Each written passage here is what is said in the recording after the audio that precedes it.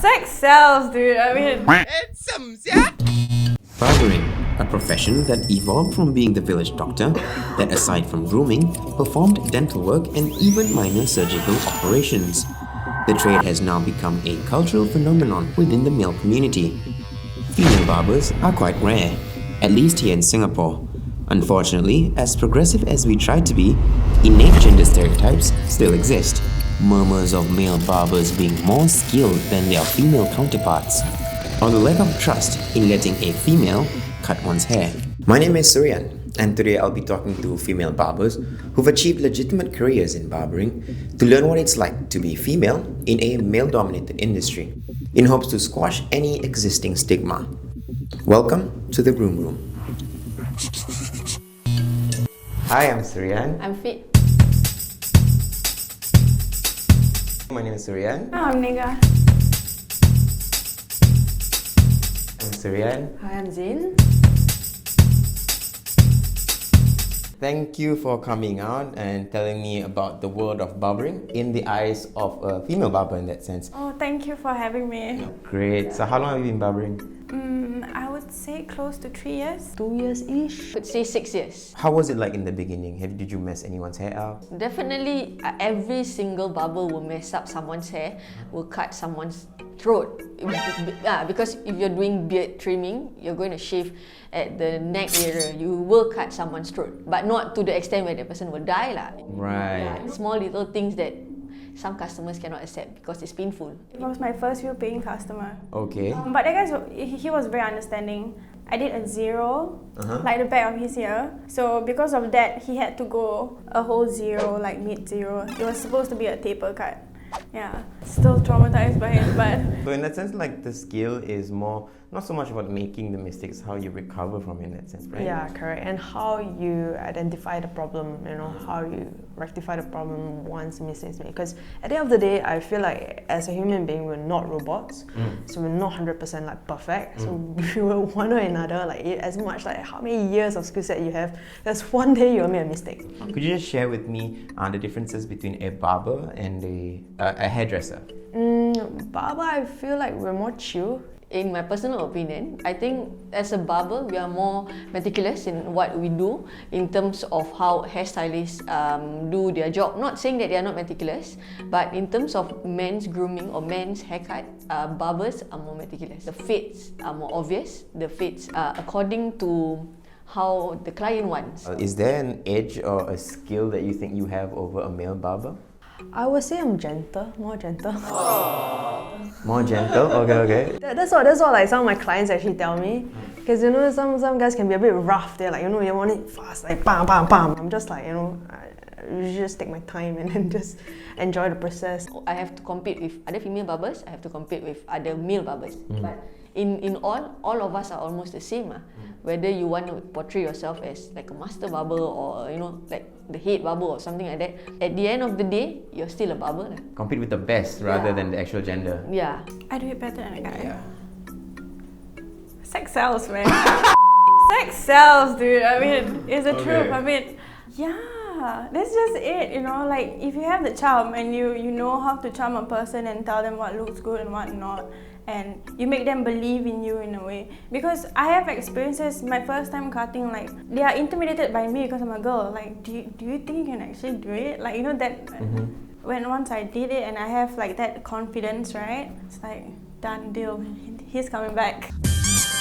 What are some of the common misconceptions that you've encountered about female barbers and kind of annoys you? Like, sometimes we have clients who come in and they don't expect a female barber cutting their hair, and they'll be like, "You cutting my hair? Do you have any other male barbers? Like, are you the only barber here?" And I'm like, "Yeah, is that a problem?" They will dub you the whole entire haircut. That's the thing, because girls know what looks best on a guy. The whole haircut should be really fun and like an easygoing process, but when someone is expecting a lot and you can tell that like they are doubting their barber, it makes us doubt ourselves. I'm not saying that majority are still thinking this way, but then I guess some people are still thinking, can women cut? The same as how a man cut. That they're not very good at razors.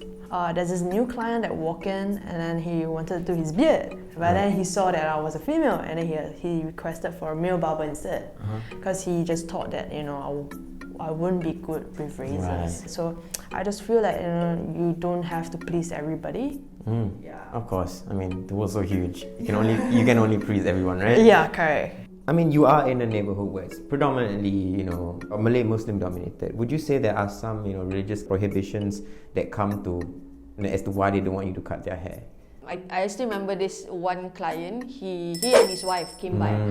And then the husband didn't say much, but the wife came in and say, is it okay if it's not the female barber that is cutting? I'm fine with it, because if you feel like you're not comfortable, I would not want to cut your husband's hair. This fact! Because to me, I do not want to have that unsatisfactory feeling after that. Because at the end of the day, it is still the service, no matter how good your haircut So is. I don't take it too hard, because I understand that people's beliefs are also stronger than any other. So I just let it go.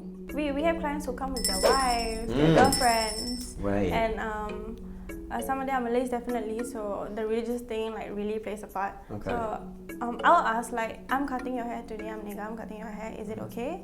They'd be like, Yeah.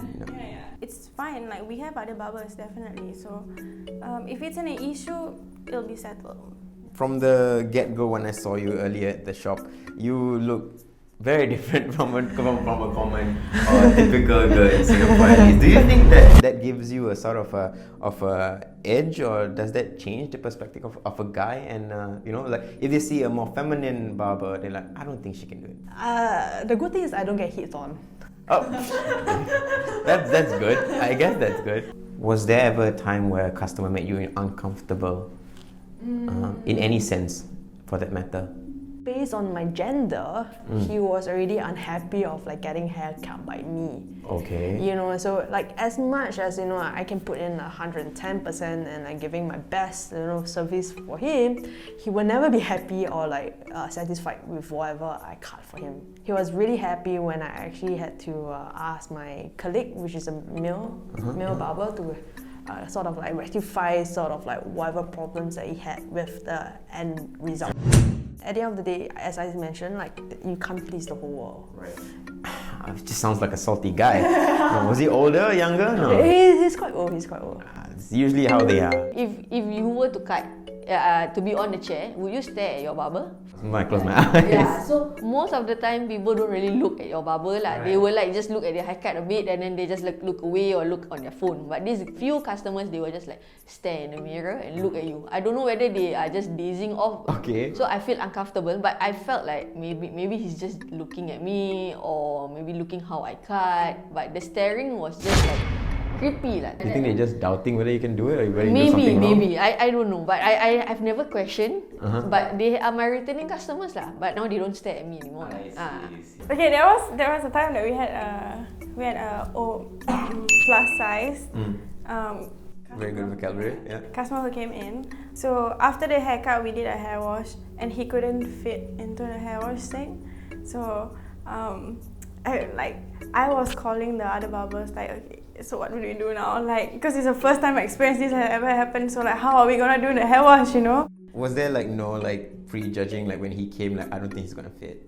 We were confident that our chair could fit anyone and everyone, but we make do. So the guy had to sit slightly above, and we just wash him. Nice. If there would be something you would tell a girl that wants to jump into the industry or a field that's male dominated, it's almost all the time you see a guy do it, maybe engineering or stuff like that, or car mechanic, what would you tell that girl?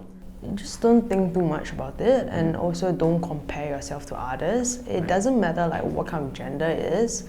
As long as you do your job well, people can just see it. If you don't put in effort to get better at certain things, you're never going to be better at certain things. And then you're just going to stress yourself out even more. Just go and do it. If it makes you happy, why not? Just ignore whatever that is going to pass you, because that will make you stronger.